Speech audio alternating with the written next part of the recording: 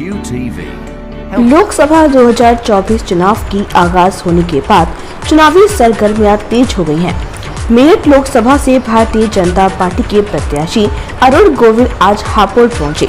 यहां पहुंचकर उन्होंने सर्वप्रथम डॉक्टर बाबा साहेब भीमराव अंबेडकर व किसानों के मसीहा पूर्व प्रधानमंत्री चौधरी चरण सिंह की प्रतिमा पर माल्यार्पण किया। उसके बाद भाजपा प्रत्याशी गुरुद्वारे व चंडी महारानी की मंदिर में भी पहुंचे, जहां पहुंचकर उन्होंने अपना सर झुकाया और अपनी जीत की कामना की। इसके बाद भाजपा प्रत्याशी ने एक प्रेस कॉन्फ्रेंस भी की, जहां उन्होंने पत्रकारों के तीखे सवालों का भी जवाब दिया। जब पत्रकारों ने उनसे पूछा कि आपको बाहरी प्रत्याशी बताया जा रहा है, तो उसका जवाब देते हुए उन्होंने कहा कि मेरा जन्म मेरठ में हुआ था। यहाँ पर मैं 22 वर्ष तक रहकर अपना शिक्षा अध्ययन किया था। अब तक मैं टीवी के माध्यम से सभी देशवासियों के बीच में था, लेकिन अब भारतीय जनता पार्टी ने मुझे हापुड़ मेरठ लोकसभा से प्रत्याशी बनाया है। जीतने के बाद मैं लोगों के बीच में रहूंगा और उनकी समस्याओं का समाधान करने की पूरी कोशिश करूंगा। अगर मेरठ हापुड़ लोकसभा की जनता मुझे जिताएगी तो प्राथमिकता से जो भी उनकी समस्याएं होंगी उनका निस्तारण किया जाएगा।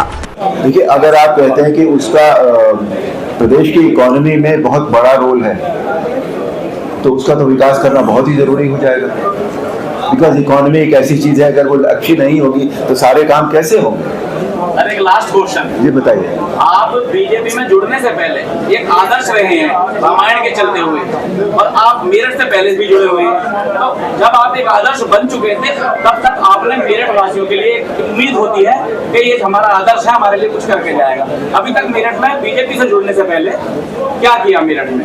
आदर्श आप उस टाइम सिर्फ मेरठ के ही लिए नहीं, अपरोक्ष रूप से आप उसे कह सकते हैं कि जब हमने रामायण की थी सन 87 में, उससे लेकर अब तक रामायण के द्वारा कितनी सेवा हुई है लोगों की, मुझे ये बताइए।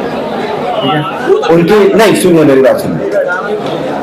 उस सेवा के लिए मैं बहुत बड़ा जिम्मेदार इंसान हूँ। मेरे द्वारा हुई है वो सेवा, स्पिरिचुअल सेवा हुई है, संस्कृति की सेवा हुई है, मॉरल्स की सेवा हुई है, विचारों की सेवा हुई है, रिश्तों की सेवा हुई है। ठीक है।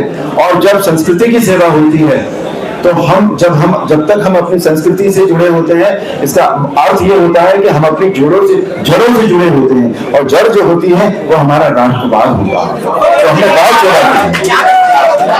Last question please. हाँ, अंतिम करवा रहे। हाँ, पूछो। लोकसभा चुनाव में हापुड़ में बीजेपी के अंदर कमजोरी देखी जाती है, तो ये पार्टी की तरह माने इसको या? सर, ये इस सवाल का जवाब मैं नहीं दे पाऊंगा आपको, क्योंकि मुझे अंदाजा नहीं है इस बात का। अभी मैं वो कर रहा हूँ जो संगठन मुझसे कह रहा है, मुझे सलाह दे रहा है।